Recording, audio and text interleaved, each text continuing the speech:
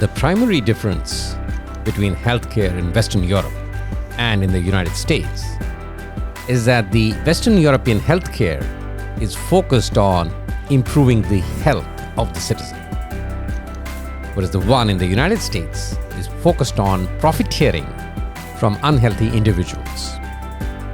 And not surprisingly, the US healthcare system is a hodgepodge of the various healthcare models adopted across the globe.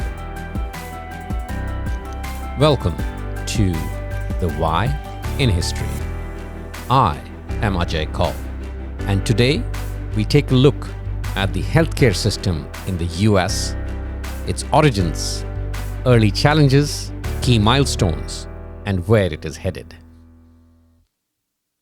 From a global perspective, there are four main models of healthcare, and each of these takes a different approach towards providing healthcare coverage to the individual.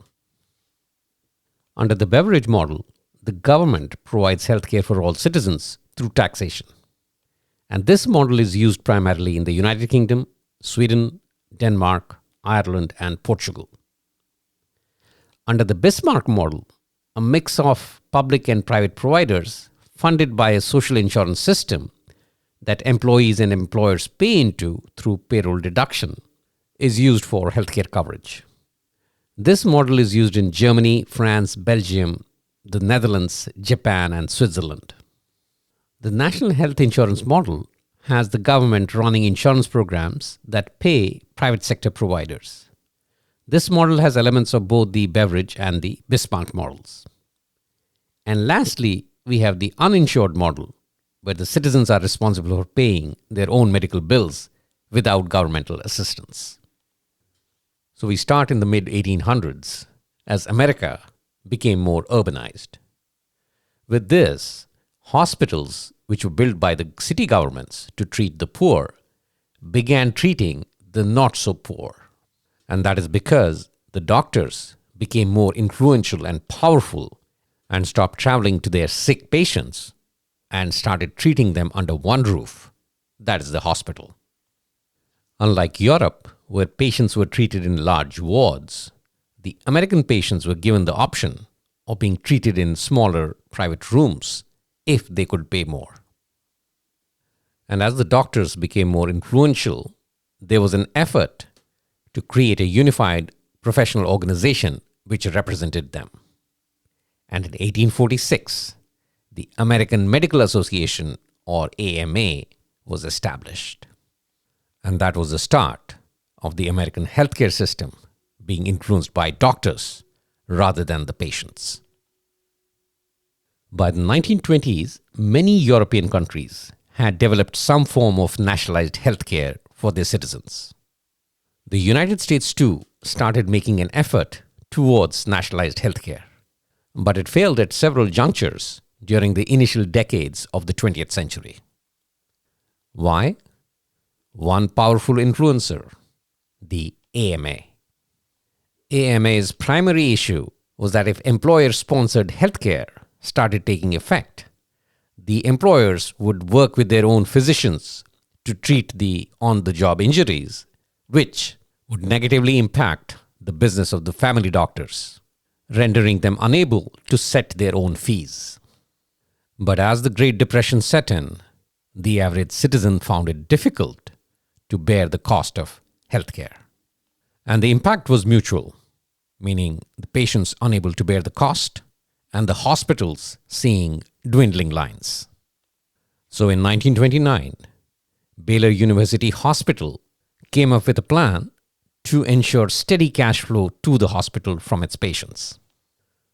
So a group of school teachers in Dallas who had contracted with the Baylor University Hospital were signed up to prepay for their healthcare services via a small monthly premium of 50 cents. That is $6 a year. So for $6 a year, the Dallas school teachers would be provided with up to 21 days of hospital care. This plan came to be known as Blue Cross and suddenly gained popularity across the country, with employers signing deals with not just one hospital, but with a geographically clustered group of hospitals. And this ended up being the first employer-sponsored healthcare program in the US. The physicians now were worried that the third-party payers would lower their incomes by restricting their ability to set their own fees.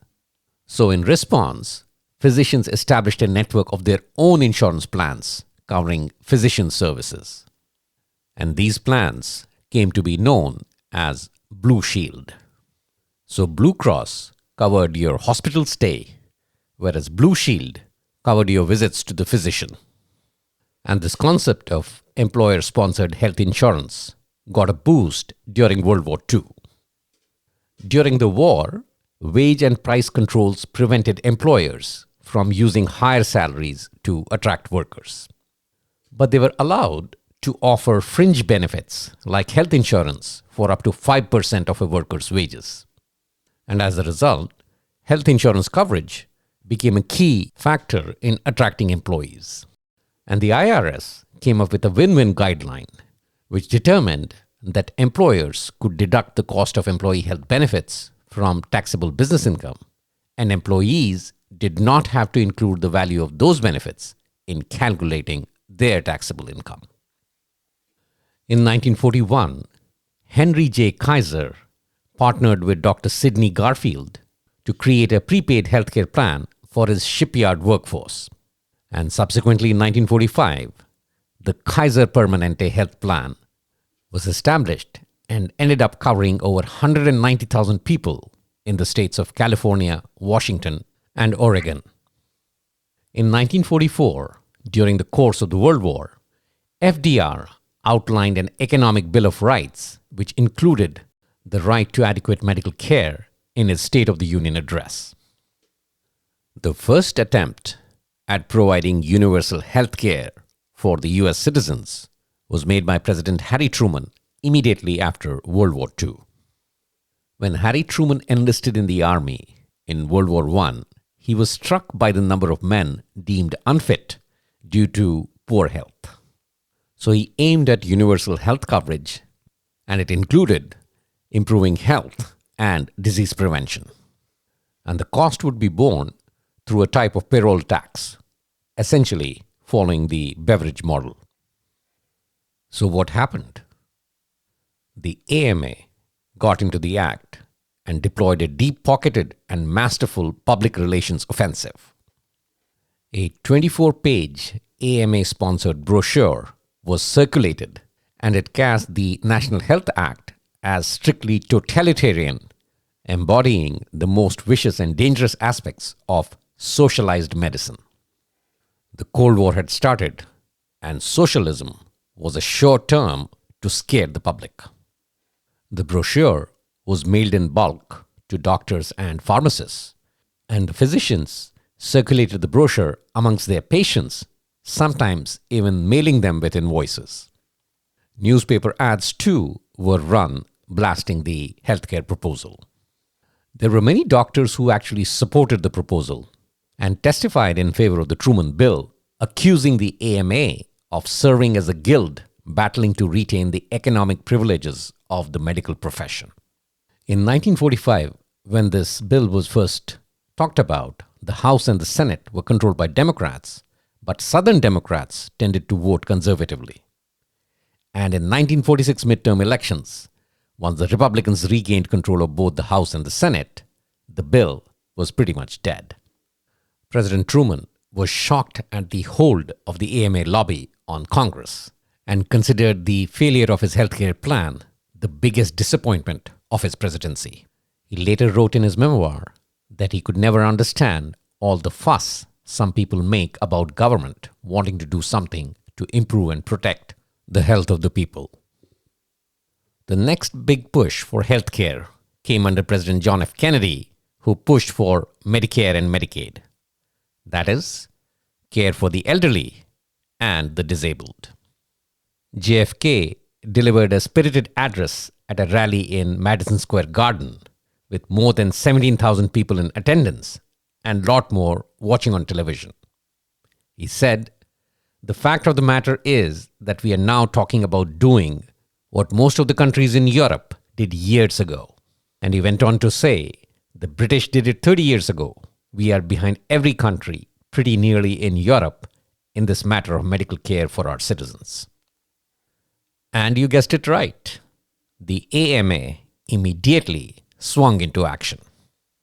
An aggressive campaign was launched to oppose the plan of the president, and the AMA president himself delivered a televised response to Kennedy's address. He stated that Medicare would put the government smack into your hospital. The AMA Political Action Committee offered campaign support to candidates who opposed the bill. The AMA Women's Auxiliary launched Operations Coffee Cup, in which the wives of doctors hosted living room discussions about the dangers of socialized medicine. And they hired an actor to produce a record to be played at these events. The actor was Ronald Reagan, and in the recording, he warned that one of the traditional methods of imposing statism or socialism on a people has been by way of medicine. Unfortunately, President Kennedy didn't live to see the passage of his bill, but when Lyndon B. Johnson became president in November of 1963, he made it clear that he was determined to pass Medicare. The battle was uphill, and the AMA had a strong ally in Wilbur Mills, a conservative Southern Democrat from Arkansas and chairman of the Ways and Means Committee. And Wilbur Mills didn't disappoint the AMA. He refused to hold a vote, citing cost problems with the bill. The only way to beat the special interests and lobbyists is when people vote. And that is exactly what happened on Election Day in 1964. Lyndon B. Johnson defeated Republican Senator Barry Goldwater in a landslide victory. The Democrats won 295 seats in the House and 68 in the Senate. For the first time in decades, liberal Democrats held the balance of power within their own party rather than the conservative Southerners. When the 89th Congress convened in January of 1965, one of the first items on the agenda for the Democrats was to alter the party ratios on each committee to reflect the new majority. The net result? 2 pro-Medicare legislators were added to the Ways and Means Committee. And on January 5, 1965, Wilbur Mills informed the White House that Medicare would be the first order of business. And at that point, the AMA realized that it had lost the battle.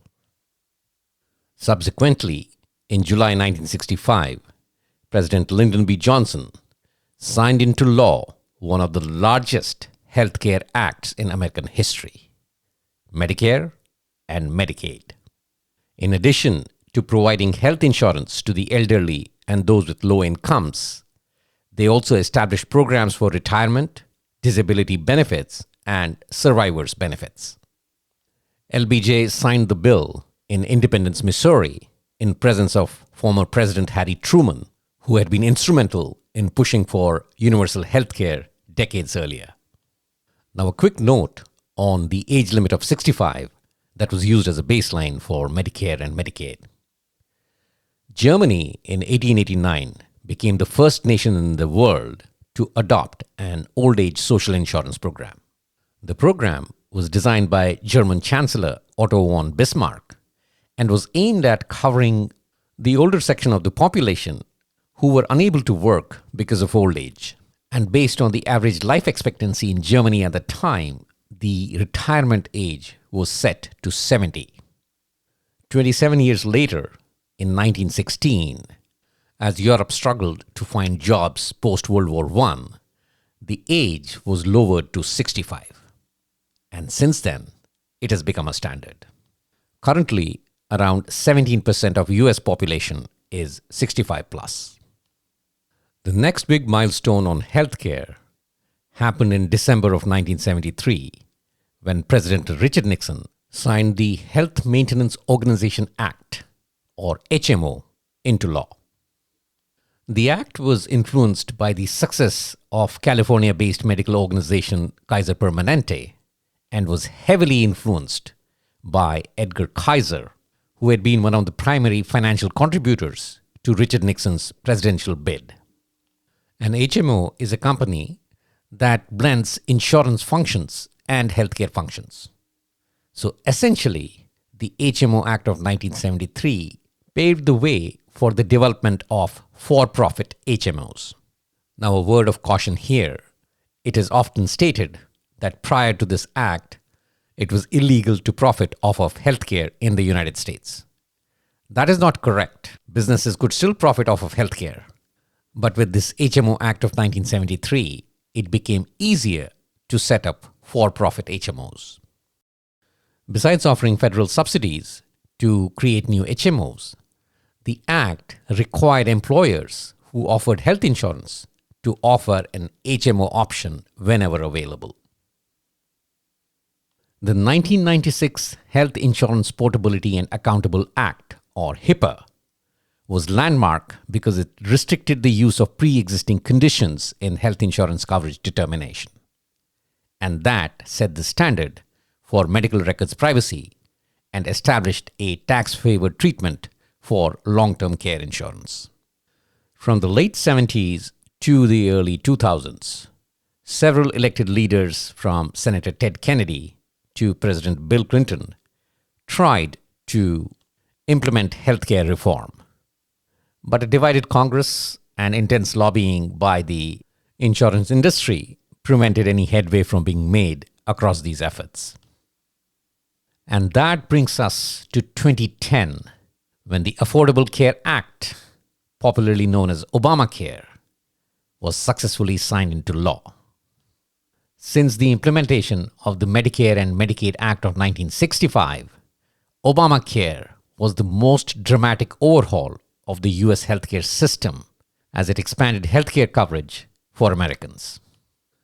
In the election of 2008, Barack Obama won the presidency, with Democrats landing majorities in both houses of Congress. That laid the groundwork for passage of the Affordable Care Act.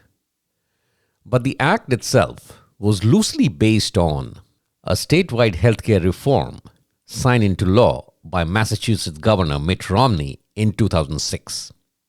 Though the Democrat-controlled legislature overrode Romney's vetoes to ensure key provisions of the law stayed intact, the law came to be known as Romney Care. And just like Obamacare, Romney Care required all residents of Massachusetts over the age of 18 to obtain health insurance, with some limited exceptions. Employers with more than 10 employees were required to provide health insurance benefits to employees or face financial penalties. Both laws provided subsidies for those who didn't qualify for employer-sponsored health insurance to make purchasing individual policies affordable. Coincidentally, Mitt Romney himself opposed Obamacare when he ran for president against Barack Obama. When logic ends, politics begins. Looking at the overall health insurance coverage across the US population post-Obamacare, as of mid-2022, 66.5% of Americans got health insurance coverage through their employer. And with some overlap with the first group, 34.8% of Americans with health insurance got their benefits through a public program like Medicare, Medicaid, or the Department of Veteran Affairs. So the key issue here is that a majority of Americans are under employer-sponsored health insurance, which means any trends resulting in higher unemployment will also impact the access to health insurance for Americans. And that is why several elected leaders like Senator Bernie Sanders have been pushing for universal health care through a single-payer system. That is, the Beveridge model. So do we continue to expect this landscape to stay unchanged?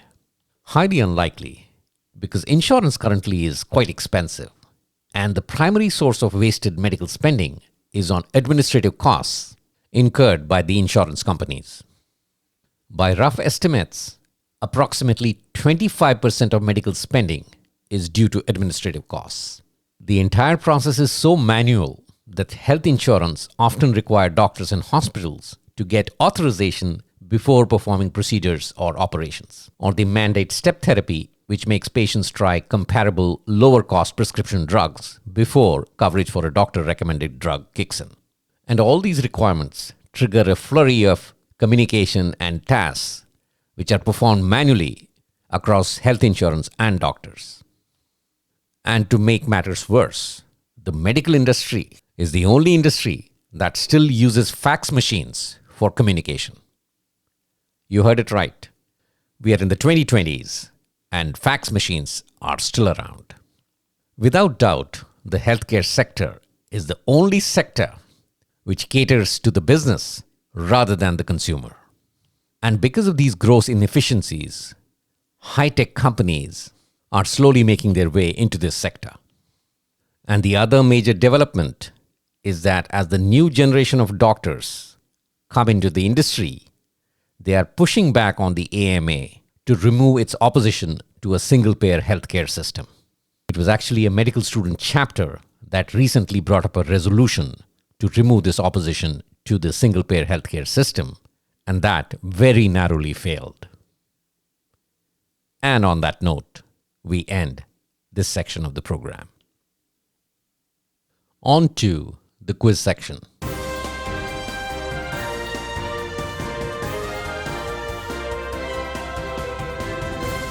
Question from the previous episode. Which First Lady is often considered the first unelected woman president of the US? For 17 months between October 1919 and March 1921, while President Woodrow Wilson suffered a stroke and lay incapacitated, the First Lady Edith Wilson prevented the VP from taking over and herself took over the reins of running the government.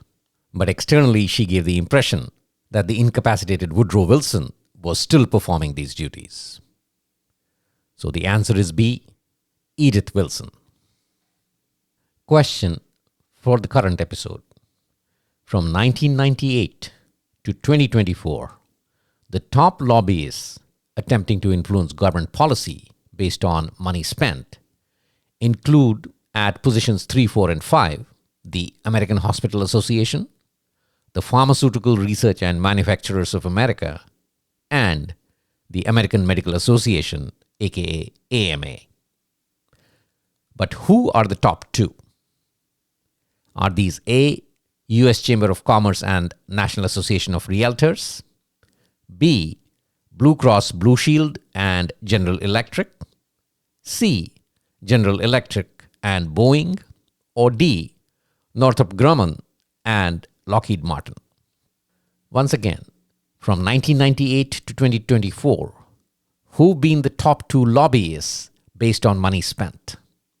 Are these A, US Chamber of Commerce and National Association of Realtors, B, Blue Cross Blue Shield and General Electric, C, General Electric and Boeing, or D, Northrop Grumman and Lockheed Martin? The answer will be provided in the next episode. That's all we have in the current episode. We'll meet again in 2 weeks with another interesting and exciting episode covering a specific segment from world history. Till then, stay safe and keep exploring the why in history.